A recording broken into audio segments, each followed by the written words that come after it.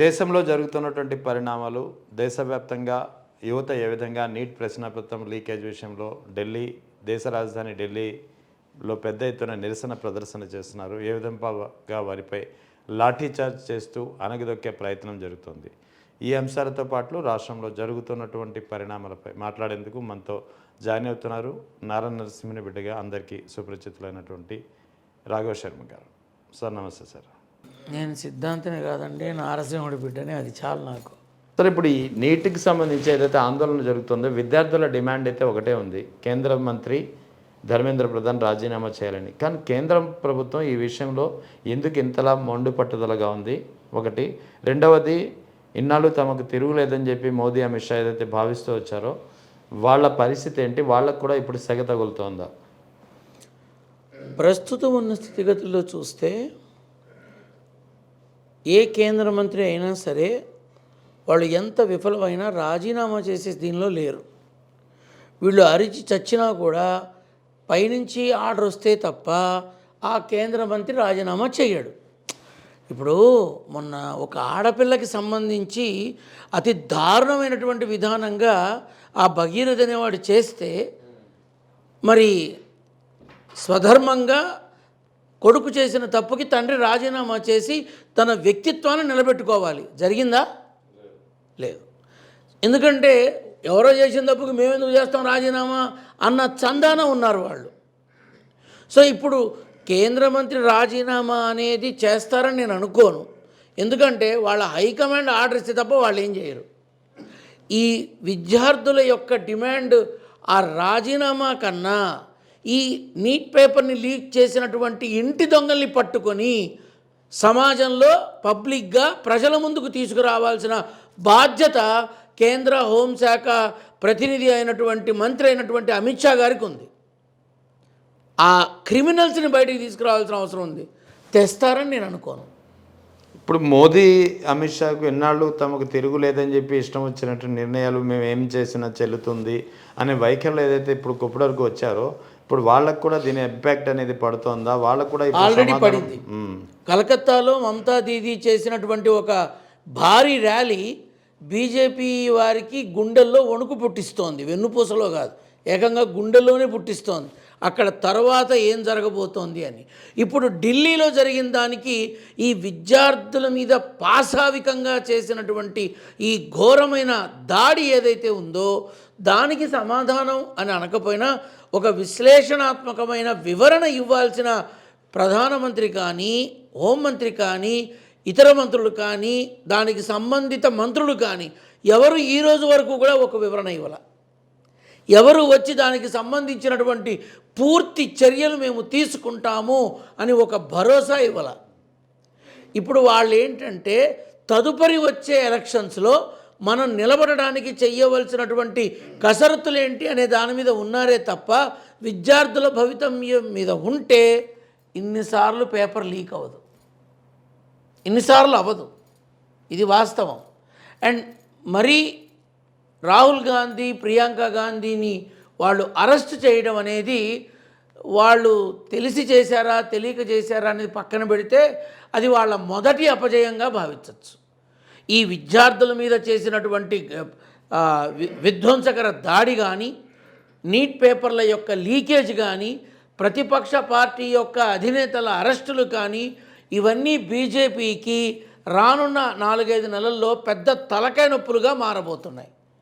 ఈ paper leak అనే అంశం ఆనోటా పాకి అన్ని రాష్ట్రాలలోనూ ఉవ్వెత్తున ఎగిసే అవకాశం ఉంది. ఇది ఏదైనా పెద్ద ఎత్తున ఉద్యమ రూపం దాల్చే చాలా పెద్ద ఎత్తున జరుగుతుంది. మీకు గుర్తుందో లేదో, భవిష్యత్తులో రానున్న రోజుల్లో నిరుద్యోగుల ధర్నా చూస్తారు, విద్యార్థుల ధర్నా చూస్తారు, రైతుల ధర్నా చూస్తారని నేను మన దాంట్లోనే చెప్పాను. ఇప్పుడు ఢిల్లీలో జరిగింది.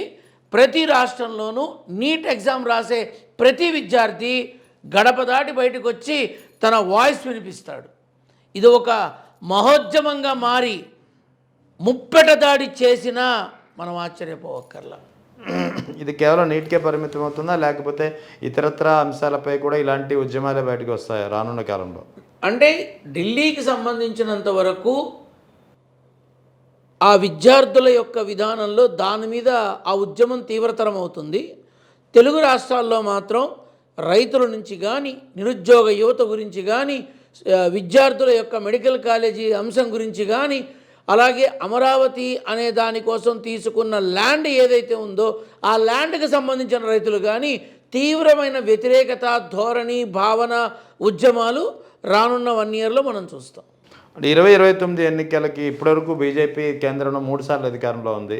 2029 పరిస్థితి ఏమేమి అంటే ఇప్పుడు జరుగుతున్నటువంటి ఉద్యమాలు కానీ యువతలో వివిధ సందర్భాల్లో వివిధ కేసుల విషయంలో వివిధ పరిణామాల మధ్య మొదలైనటువంటి రగులుతున్నటువంటి ఫ్రస్ట్రేషన్ ఏదైతే ఉందో ఇది రానున్న కాలంలో 2029 ఎన్నికల్లో బీజేపీకి ఒక షాక్గా మారే అవకాశాలు ఉన్నాయా?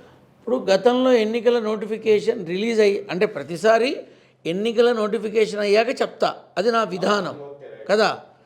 అప్పుడు 400 వస్తుంది, అది ఇది రాజ్యాంగం మారుతారన్న, ఏమీ రాదురా నాయన, ఇతరులను పట్టుకుంటే తప్ప కేంద్రంలో ప్రభుత్వాన్ని స్థాపించలేరు అన్న, అదే జరిగింది.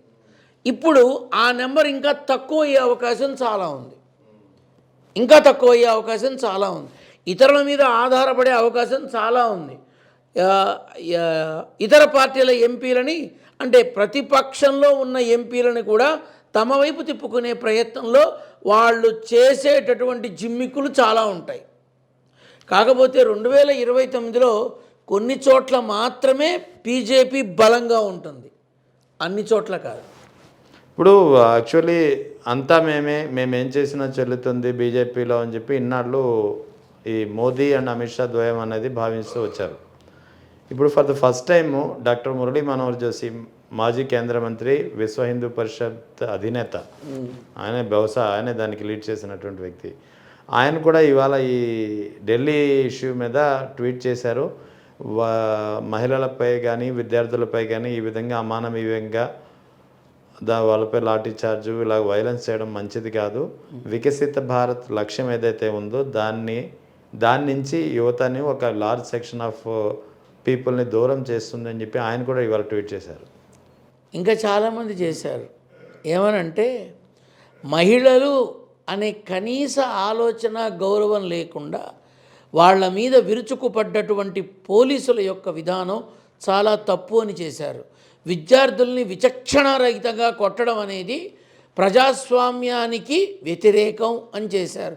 అంతేకాదు ఇప్పుడు ఏదైతే ఇక మాకు అడ్డు అదుపు అంటే మాకు అడ్డం లేదు, మేమేం చేసినా చెల్లుతుంది అనే విధానంలో ఉన్నటువంటి కొంతమందికి పతనానికి నాంది పలికారు ఇవాళ అని అనిపించింది.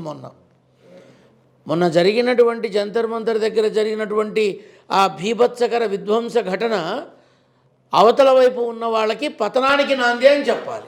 అంటే మోదీ అమిత్ షా పతనానికి నాంది అని చెప్పచ్చా? కేంద్ర ప్రభుత్వంలో ఉన్నటువంటి పూర్తి నాయక బృందానికి పతనానికి నాంది. ప్రత్యేకించి అక్కడ ఢిల్లీలో ఉన్నటువంటి ఆ పార్టీకి సంబంధించినటువంటి కేంద్రానికి సంబంధించినటువంటి ప్రతి ఉన్నత స్థాయిలో ఉన్న పార్టీ నాయకులు కావచ్చు, అధికారులు కావచ్చు, వాళ్ళ పతనానికి మాత్రం అది నాంది.